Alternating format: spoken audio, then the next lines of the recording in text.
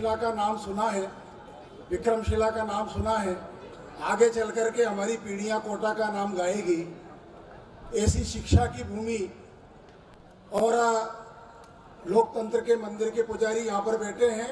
उस लोकतंत्र के मंदिर का संचालन करने वाले आदरणीय बिरला जी यहीं से सांसद है। ऐसी गौरवमयी भूमि पर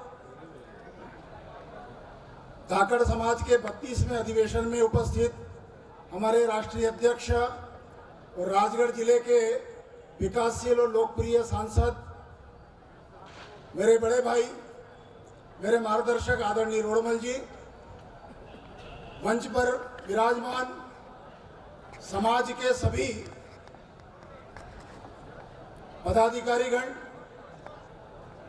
समाज के सभी संगठनों के मातृशक्ति, युवा संगठन, छात्र परिषद, सभी के पदाधिकारीगण और अधिवेशन में उपस्थित सारे देश भर से आए आत्मीय बहनों और भाइयों, शिक्षा को लेकर के बात चल रही है, शिक्षा को लेकर के प्रस्ताव आया है। निश्चित रूप से शिक्षा ही वो माध्यम है जो व्यक्ति की प्रगति के और मस्तिष्क के सभी प्रकार के द्वार खोलती है। शिक्षा ही मनुष्य को अपनी दैनंदिन समस्याओं में से रास्ता दिखाती है। जो व्यक्ति आज से 25 साल, 30 साल, 40 साल पहले जिन्होंने अपने बच्चों को पढ़ा लिया, आज वे समाज में, देश में सर्वोच्च स्थान पर है। और इस दृष्टि से समाज के जो लोग जागरूक थे, उनकी संतानें आज समाज का मार्गदर्शन कर रही है। धाकड़ समाज प्रारंभिक काल से ही समाज का नेतृत्व करने वाला, हिंदू समाज का मार्गदर्शन करने वाला ऐसा समाज रहा है। चाहे वो कृषि का क्षेत्र हो, चाहे वो छोटे छोटे उद्योगों का क्षेत्र हो, धाकड़ समाज के लोग प्रारंभ से ही अन्य समाज के लोगों का मार्गदर्शन करते रहे और सनातन के, हिंदुत्व के सांस्कृतिक हमारी जो विरासत है उसका पालन करने में धाकड़ समाज सदैव अग्रणीय रहा है, आगे रहा है। और इसलिए धाकड़ समाज की जो संतानें हैं, धाकड़ समाज की जो वंशावली है, वो संस्कारों की दृष्टि से अत्यंत श्रेष्ठ है। अन्य समाजों से 2 कदम आगे चल करके, और धाकड़ समाज अन्य समाजों में गिना जाता है।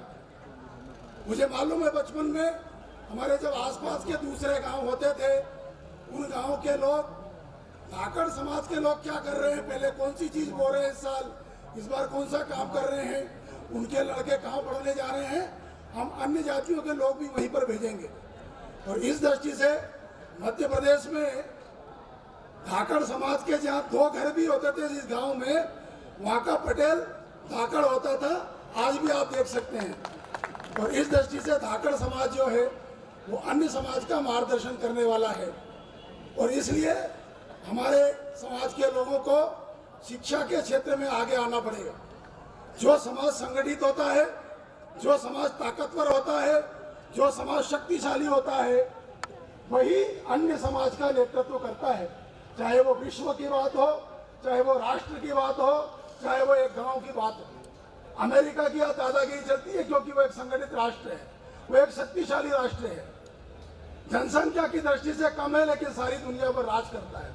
और इसलिए जनसंख्या, हम कितने संख्या में है ये कोई बहुत महत्व नहीं रखता है। हमारी ताकत कितनी है, हमारी संगठन क्षमता कितनी है और हम कितने रूप से शैक्षिक है, उसका बहुत महत्व होता है। और इस दृष्टि से अगर बाकी समाज का नेतृत्व करना है तो हमारे समाज को संगठित, जागरूक, शिक्षित और रोजगार युक्त हमारी पीढ़ी का, आने वाली पीढ़ी का निर्माण करना पड़ेगा। और शक्ति जिसके पास में होती है, जैसा मैंने कहा, वही अन्य का मार्गदर्शन करता है। शक्ति अगर गलत लोगों के हाथ में होगी तो समाज गलत दिशा में जाएगा, बाकी समाज भी गलत दिशा में जाएगा। आज दुनिया की ताकत जिसके पास में है, पिछली पूरी शताब्दी उधर चली गई और आज सारी दुनिया जहर खा रही है, सारी दुनिया बीमार हो रही है, महामारियां फैल रही है। क्यों? क्योंकि पिछली पूरी शताब्दी हमें गलत विचार के पीछे चल दी है। एक गलत संगत में हम पूरी दुनिया चली गई, उसके कारण आज हमको ये भोगना पड़ रहा है, अनेक प्रकार की आपदाओं का सामना करना पड़ रहा है। हिंदुस्तान ये 21वीं सदी का नेतृत्व करने वाला दुनिया का पहला देश अभी बनने वाला है और इस दृष्टि से इस नेतृत्व करने वाले लोगों में जो अग्रणीय समाज होंगे, जो संगठित समाज होंगे, उनके लोग आगे आएंगे। चाहे वो शिक्षा में आगे आएंगे, चाहे वो राजनीति में आगे आएंगे, चाहे वो धर्म में आगे आएंगे। 3 क्षेत्र प्रमुख होते हैं। धर्म का क्षेत्र होता है, राजनीति का क्षेत्र होता है और शिक्षा का क्षेत्र होता है। इसमें जो नेतृत्व करता है, समाज के अन्य सारे लोग जो है उनके पीछे आते हैं और उस दृष्टि से हमारे पास में एक अच्छा अवसर आया है। हमारे पास में देश की संसद में भी लोग बैठे हैं, देश के भिन्न भिन्न प्रदेशों में हमारे समाज के प्रतिनिधि बैठे हैं, मंत्रीगण के रूप में बैठे हैं और अनेक शासकीय और प्रशासनिक पदों पर हैं। इन सबको साथ में लेकर के हमको और अपने आने वाली पीढ़ी को शिक्षित करने पर विचार करना पड़ेगा। उसके लिए 2-3 बातें हमको ध्यान रखना पड़ेगी। विद्यार्थी के जीवन में सबसे ज्यादा जो बैरिकेड्स आते हैं वो आते हैं 10वीं के समय, 12वीं के समय।